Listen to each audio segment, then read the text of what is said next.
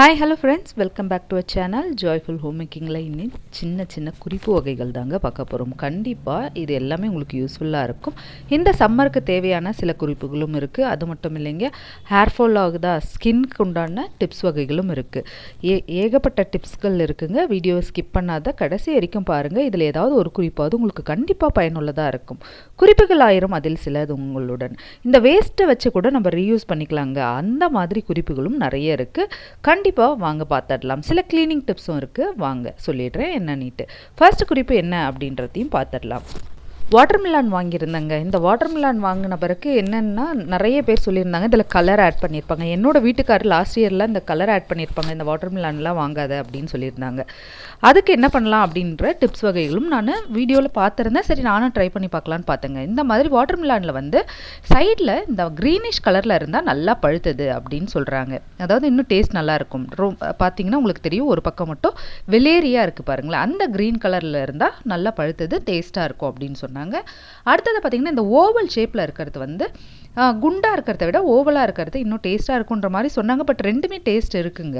அப்புறம் இந்த மாதிரி கட் பண்ணிட்ட பிறகு இதில் ரசாயனம், அதாவது கலர் கலந்துருக்காங்களான்றது எப்படி செக் பண்ணலாம் அப்படின்னு பார்த்தீங்கன்னா, இந்த மாதிரி டிஷ்யூ பேப்பரை வச்சு ப்ரெஸ் பண்ணி பார்க்க சொல்லியிருந்தாங்க. அந்த மாதிரி தான் நானும் பார்த்தேன். கலர் ஆட் பண்ணியிருந்தால் வந்து இந்த டிஷ்யூவில் ஃபுல்லாகவே அந்த கலர் வந்து சக் பண்ணிக்கும் அப்படின்னு இருந்தாங்க. நான் வாங்கினதில் அந்த மாதிரி எதுவும் சக் பண்ணலைங்க. நேச்சுரலாக அதில் இருக்க கலர் எப்படி இருக்குமோ அந்த அளவுக்கு தான் வந்திருந்தது. ரெண்டு பக்கமுமே பார்த்தேன், சூப்பராகவே இருந்தது. இன்னொரு மெத்தடில் எப்படி கண்டுபிடிக்கலாம்னா, இதில் கொஞ்சமாக பீஸ் கட் பண்ணி, அதை உள்ளே இருக்க பீஸை கட் பண்ணி நம்ம தண்ணியில் போட்டு பார்க்கலாங்களாம். தண்ணியில் போட்டு அதனோட எசன்ஸ் இறங்கியிருக்கு அப்படின்னா அதில் கலர் ஆட் பண்ணியிருக்காங்க. இல்லைன்னா நேச்சுரலாக அப்படியே அது மிதங்கிட்டு இருக்கு, கலர் எதுவுமே ஸ்ப்ரெட் ஆகலைன்னா அதில் கலர் கலக்கலன்னு அர்த்தங்களாம். அப்படி கூட கண்டுபிடிக்கலாங்க. நீங்களும் தர்பூசணி வாங்கினா இந்த மாதிரி டெஸ்ட் பண்ணி பாருங்கள். வாங்க அடுத்த குறிப்புக்கு போயிடலாம். இது என்னன்னு பார்த்தீங்கன்னா, வேம்பாலப்பட்டை தாங்க இது. இது வந்து நீங்கள் நாட்டு மருந்து கடையில் கேட்டிங்கனாலே கிடைக்கும். ஒரு 100 கிராம்ஸ் பார்த்தீங்கன்னா 100 ருபீஸ் அந்த ரேஞ்சில் தான் இருந்தது. நான் வந்து ஆயிலில் போடுறதுக்காக இதை வாங்கிட்டு வர சொல்லியிருந்தேன். இந்த வேம்பாலப்பட்டை எதுக்கெல்லாம் யூஸ் ஆகுது அப்படின்னு பார்த்தீங்கன்னா, ஹேர் க்ரோத்துக்கு யூஸ் ஆகுங்க. இது எந்த மாதிரிலாம் நம்ம பண்ணலாம் அப்படின்றது இருக்குது. அப்புறம் ஸ்கின்னுக்கும் ரொம்ப நல்லது. இதை வந்து நான் ஒரு பாட்டிலில், கண்ணாடி பாட்டிலில் இந்த வேம்பாலப்பட்டை எல்லாத்தையும் கொஞ்சமாக போட்டுக்கிறேங்க. கொஞ்சமாக தான் போட்டிருக்கேன். இது எதுக்கு அப்படின்னு பார்த்தீங்கன்னா, இதில் கோகோனட் ஆயில், செக்கில் ஆடின எண்ணெயை தான் நான் ஆட் பண்ணி வைக்கலான்னுட்டு.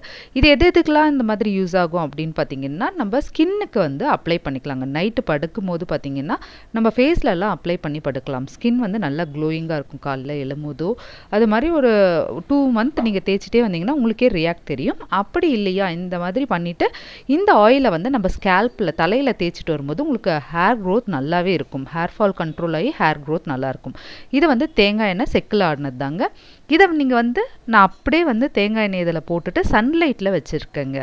இப்போ வந்து சம்மர் இல்லைங்களா, நல்லா வெயில் அடிக்குது, அதனால் அப்படி வச்சுருக்கேன். உங்களுக்கு அப்படி இல்லைன்னா டபுள் பாயில் மெத்தடில் இதை நீங்கள் ஹீட் பண்ணி ஸ்டோர் பண்ணி வைக்கலாம். பாருங்களேன், ஒரு இந்த மாதிரி சன்னில் வச்சிட்டிங்கன்னா 2 டேஸ்லேயே நல்ல கலர் சேஞ்ச் ஆக ஆரம்பிச்சிடுங்க. இந்த மாதிரி ரெட் கலர், அந்த பிங்கிஷ் கலந்த ரெட் கலரில் மாறிடும். இது நான் ஆல்ரெடி இந்த மாதிரி பண்ணி வச்சது. டபுள் பாயில் மெத்தடில் கூட நீங்கள் பண்ணிக்கலாம். இது ஸ்கேல்ப்லேயோ ஸ்கின்லேயோலாம் அப்ளை பண்ணிக்கலாம். சோப் பண்ணுறீங்கன்னா அதில் கூட ஆட் பண்ணிக்கலாம். ரெட் டவல் வச்சு தாங்க செய்ய போகிறோம். சம்மர் வந்தாச்சு, எல்லோரும் வத்தல் வடகம் அந்த மாதிரிலாம் செய்வீங்க இல்லைங்களா. இந்த ரெட் டவல் வச்சு என்ன செய்ய போகிறோம் அப்படின்னு பார்த்தீங்கன்னா, டபுள் ஹார்ஸ். இது வந்து சீக்கிரமாக ஊறிடுங்க, அதனால் இது எடுத்திருக்கேன். நீங்கள் வந்து நார்மலான ரெட் டவல் இருந்தால் கூட எடுத்துக்கலாம், ஒயிட் டவல் இருந்தாலும் எடுத்துக்கலாம். இதில் கொஞ்சம் கொஞ்சமாக தண்ணி ஆட் பண்ணி பிசைய ஆரம்பிக்க போகிறோம். கொஞ்சம் கொஞ்சமாக ஆட் பண்ணுங்கள், இல்லைனா நல்லா ரொம்ப இழுத்துடும், தண்ணி இழுத்து சொத சொதன்னு ஆகிடும். இப்போ இந்த மாதிரி முறுக்கச்சு எது வேணால் எடுத்துக்கலாம். இது எதுக்கு அப்படின்னு பார்த்தீங்கன்னா, நம்ம வத்தல் தாங்க செய்ய போகிறோம். முறுக்கு வத்தல் அந்த மாதிரிலாம் செய்வோம் இல்லைங்களா, அடுப்பே காய வைக்காத ஒரு வத்தல் ரெசிபி தான். எந்த அவல் வேணாலும் நீங்கள் எடுத்துக்கலாம். சரி, என்கிட்ட ரெட் அவல் இருந்தது, இதில் ட்ரை பண்ணி பார்க்கலான்ட்டு எடுத்துருக்கேன். சால்ட் கொஞ்சமாக ஆட் பண்ணிவிட்டு ஜீரகம் கொஞ்சம் ஆட் பண்ணிக்கலாம். அப்புறம் பார்த்தீங்கன்னா வெள்ளை எள்ளு கொஞ்சம் ஆட் பண்ணிக்கிறேங்க. அப்புறம் சில்லி பவுடருக்காக வந்து நான் ரெட் சில்லி ஃப்ளெக்ஸ் ஆட் பண்ணிக்கிறேன். இதை வந்து கொஞ்சமாக நுணுக்கி இந்த மாதிரி எல்லாத்தையும் மிக்ஸ் பண்ணிக்கலாங்க. நல்லா பிசைஞ்சு எடுத்துக்குங்க. இது கொஞ்சமாக ஆயில் அப்ளை பண்ணிக்கோங்க. கையில் ஒட்டுற மாதிரி இருக்கிறதுனால ஆயில் அப்ளை பண்ணிக்கிறேன். இந்த மாதிரி நம்ம அப்ளை பண்ணி எல்லாம் எடுத்து வச்சுட்டு நம்ம முறுக்கச்சு எடுத்து பிழிஞ்சிக்கலாம். இல்லை நாடா சேவாச்சு எப்படி வேணாலும் நீங்கள் பண்ணிக்கலாங்க. ஈஸியாக காஞ்சிடும். வத்தல் போட்டு வீட்டு உள்ளே வச்சிடலாங்க. மாடிக்கு போக வேண்டிய அவசியமே இல்லை. இந்த மாதிரி எந்த அச்சு வேணாலும் எடுத்துக்கலாம். நான் வந்து ஒரு கவரில் தாங்க போட்டு எடுத்துக்கிறேன். நீங்கள் வந்து அடுத்த நாள் வந்து தாம்பால் தட்டிலேயே இதுலேயே காய வச்சுக்கலாம். இந்த மாதிரி கவரில் போடும்போது ஈஸியாக எடுக்க வந்துடுது. அதுக்காக தான் நான் இந்த மாதிரி போடுறேன். நான் வந்து ஃபஸ்ட்டு நாடாசேவ அச்சில் போட்டுக்கிறேன். முறுக்கு அச்சில் எப்படி வேணாலும் நீங்கள் போட்டுக்கலாம். இந்த மாதிரி சலசலன்னு இழுத்திங்கன்னா டக்குன்ட்டு வந்துடுது. டக்குன்னு காயவும் ஆயிடுதுங்க, காஞ்சிடுது. நான் காலையில் போட்டு ஈவினிங் வரைக்கும் விட்டு பால்கனிலேயே வச்சு விட்டுட்டேங்க. அடுத்த நாள் வந்து ஒரு பிளேட்டில் எடுத்து வச்சு அதை வந்து நான் வீட்டுள்ளே தான் வச்சுருந்தேன். அந்த பால்கனி ஆண்டியே சூப்பராக நல்லாவே முறுமுறுன்னு காஞ்சிடுச்சு. இப்போ இன்னொரு அச்சிலையும் போட்டுடலாம் அப்படின்ட்டு எடுத்திருக்கேன். இது ரெட் அவல் வச்சு தான் இல்லைங்க, நீங்கள் எந்த அவல் வேணாலும் வச்சு செய்யலாம். ஒயிட் அவல்லையும் செய்யலாம்.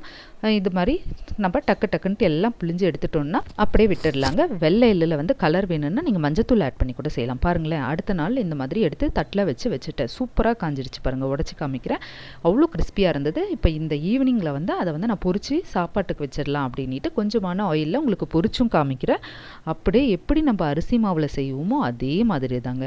இதுக்கு வந்து நீங்கள் கஞ்சி காச தேவையில்லை, வெயில் தேவையில்லை, எதுவுமே தேவையில்லை. ட்ரை பண்ணி பாருங்கள். அடுத்ததாக பார்த்தீங்கன்னா இந்த மாதிரி சுவிட்ச் போர்டு எல்லாமே பார்த்தீங்கன்னா கை வச்சு கரையாயிடுச்சுங்க. அதுவும் இல்லாத அந்த பாத்ரூம் சைட்லாம் பார்த்தீங்கன்னா அந்த தண்ணியோடையே வைக்கும்போது இன்னும் கரையாயிடுது. அதை எப்படி க்ளீன் பண்ணலாம் அப்படின்னு பார்த்தீங்கன்னா ஒரு ஃபஸ்ட்டு வந்து டிஷ்யூ பேப்பர் வச்சு ஃபஸ்ட்டு தொடச்சி எடுத்துருங்க. அதுக்கப்புறமா இதன் மேலே ஏதாவது லிக்விட் போட்டு தொடச்சாலும் பரவாயில்ல, இல்லை ஆயில் கொஞ்சமாக ஆயில் போட்டு இந்த மாதிரி நீங்கள் துடைக்கும் போது பார்த்தீங்கன்னா அந்த அழுத்தி தொடச்சிங்கன்னா அந்த பிசுபிசுப்பு தன்மை எல்லாமே வந்துடும். அப்புறம் பார்த்தீங்கன்னா அந்த பிளேட் ஃபுல்லாகவே ஷைனிங்காகவும் இருக்குங்க. அதனால் இந்த மெத்தடில் ட்ரை பண்ணலாம். இன்னொன்று பக்கம் பார்த்தீங்கன்னா இதை வந்து கொஞ்சமாக லிக்விட் ஏதாவது போட்டு தொடச்சிட்டு அப்புறம் நீங்கள் இந்த மாதிரி ஆயில் அப்ளை பண்ணிங்கனாலும் பரவாயில்ல. டேப்பெல்லாம் கூட இந்த மாதிரி ஆயில் அப்ளை பண்ணி நீங்கள் துடைக்கும் போது டேப்பெல்லாம் பலன்னு இருக்கும். அந்த மாதிரியே ட்ரை பண்ணி பாருங்கள். டிவி யூனிட் ஆண்ட கூட பார்த்தீங்கன்னா ஓரம் கார்னர் ஃபுல்லாகவே பார்த்தீங்கன்னா அந்த டஸ்ட் எல்லாம் இருந்தது. ஸோ அதையும் தொடச்சி உங்களுக்கு காமிக்கலாம் அப்படின்ட்டு டிவி யூனிட்டையும் நீங்கள் இந்த மாதிரி லைட்டாக ஒரு 2 ட்ராப் ஆயில் போட்டு தொடச்சி பாருங்களேன். அவ்வளோ ஷைனிங்காகவும் அழுக்கே இல்லாத இருக்குது. கண்டிப்பாக அப்படியும் ட்ரை பண்ணி பாருங்கள். எவ்வளோ அழுக்கு வந்திருக்கு பாருங்களேன் தொடச்சி எடுத்த உடனே. இதே மாதிரி தாங்க லேப்டாப்லேயும் அந்த ஃபிங்கர் பிரிண்ட் எல்லாம் ஆயிருந்தது. அதுக்காகவும் நான் இந்த மாதிரி தான் க்ளீன் பண்ண உங்களுக்கு காமிக்கிறேன். ஒரு டிஷ்யூவில் வந்து 2 ட்ராப் அளவுக்கு ஆயில் போட்டுட்டு உங்களுக்கு டிஃபர் தெரியும். மேலே ஃபுல்லாக பார்த்தீங்கன்னா ஒரு பக்கம் அப்படியே கரையில்னு இருக்கும், இன்னொரு பக்கம் அப்படியே துடைக்க பார்த்தீங்கன்னா பலன்னு ஆக ஆரம்பிச்சிடும். இந்த மாதிரி நீங்கள் துடைக்கும் போது பார்த்தீங்கன்னா அதில் இருக்க டஸ்ட்டு ஃபுல்லாகவே இந்த டிஷ்யூவில் சக் பண்ணிக்கும். ஒரு 2 to 3 ட்ராப்ஸ் அளவுக்கு ஆயில் இருந்தாலே போதும். உங்களுக்கு காமிச்சேன் பாருங்கள். இப்போ உள்ளேயும் உங்களுக்கு தொடச்சி காமிக்கிற எல்லா இடத்துலையும் டெய்லியுமே யூஸ் பண்ணுற லேப்டாப் இல்லைங்களா, அதனால் எல்லா இடத்துலையும் அந்த ஃபிங்கர் பிரிண்ட் அழுக்கு எல்லாமே இருக்கும். இந்த மாதிரி தொடச்சிட்ட பிறகு மேலே ஃபுல்லாக தொடச்சிட்டும் உங்களுக்கு காமிக்கிறேன். சூப்பராக க்ளீனாக ஆகிடுங்க. பூஜை அறையும் இந்த மாதிரி க்ளீன் பண்ணலாம். எவ்வளோ அழுக்கு பாருங்களேன். கண்டிப்பாக ட்ரை பண்ணி பாருங்கள். அடுத்ததாக பார்த்தீங்கன்னா இந்த பென் கேப்பை வச்சு தாங்க இன்னொரு டிப்ஸ் என்னன்ட்டு சொல்கிறேன். ஆல்ரெடி நான் 2-3 டிப்ஸ் சொல்லியிருக்கேன். இந்த மாதிரி டிவி யூனிட் ஆண்ட ஒரு பென் கேப்பை வச்சு டெக்கரேட் பண்ணிடலாங்க. டபுள் ஸ்டிக் போட்டு இந்த மாதிரி பேஸ்ட் பண்ணிக்கலாம். பேஸ்ட் பண்ண இடத்துல இந்த பென்னோட கேப்பில் வந்து நம்ம ஏதாவது ஃப்ளவர்ஸை வந்து ஹோல்ட் பண்ணலாங்க. இது வந்து பேப்பரில் செஞ்சது தான். என் பையன் தான் செஞ்சா. சரி இந்த மாதிரி ட்ரை பண்ணலாம் அப்படின்ட்டு இந்த பென் கேப்பில் பார்த்தீங்கன்னா ஹோல்டர் மாதிரி ஃப்ளவர் வாஷ் மாதிரி வைக்கலாங்க. சூப்பராக இருக்கும். 2 பக்கமும் கார்னரில் வைக்கலாம். இதை வந்து நீங்கள் எந்த ஷேப்பில் வேணாலும் சாய்ச்சி வச்சுக்கலாம். சாய்வுலாம் பண்ணி இந்த மாதிரி நம்ம பேஸ்ட் பண்ணிட்டோன்னா அப்படியே பாருங்களேன் 2 பக்கமே உங்களுக்கு இந்த மாதிரி பண்ணிக்கலாம். கண்டிப்பாக இந்த மாதிரி தேவைப்பட்டாலும் எந்த இடத்துலையாவது டெக்கரேட் பண்ண யூஸ் பண்ணிக்கலாம். இன்றைக்கி பார்த்தா இந்த குறிப்பு எல்லாமே உங்களுக்கு யூஸ்ஃபுல்லாக இருக்குன்னு தான் நம்புகிறேன். பிடிச்சிருந்தா ஒரு லைக் பண்ணுங்கள். அது மட்டும் இல்லைங்க, நம்மளோட சேனலில் already kitchen tips, cleaning tips, best out of waste, craft அப்படின்ட்டு நிறைய வகையான குக்கிங்கும் போட்டிருக்கேன். உங்களுக்கு டைம் கிடைக்கும் போது அதையும் போய் விசிட் பண்ணி பாருங்கள். இன்றைக்கி பார்த்த இந்த குறிப்பை பற்றி உங்களுக்கு பிடிச்சிருந்தா உங்கள் ஃப்ரெண்ட்ஸ்க்கும் ஷேர் பண்ணுங்கள். மறக்காமல் நம்மளோட சேனலை சப்ஸ்கிரைப் பண்ணிவிட்டு பெல் ஐக்கானையும் கிளிக் பண்ணிக்கோங்க. இது எல்லா டிப்ஸையுமே உங்களுக்கு டிஸ்கிரிப்ஷன்லையும் தர. உங்களுக்கு டைம் கிடைக்கும் போது போய் விசிட் பண்ணி பார்த்துட்டு எப்படி இருந்ததுன்னு கமெண்ட் செக்ஷனில் கமெண்ட் பண்ணுங்கள். இதோட நெக்ஸ்ட் இன்ட்ரெஸ்டிங்கான குறிப்பு வகைகளோடு பார்க்கலாம். தேங்க்யூ.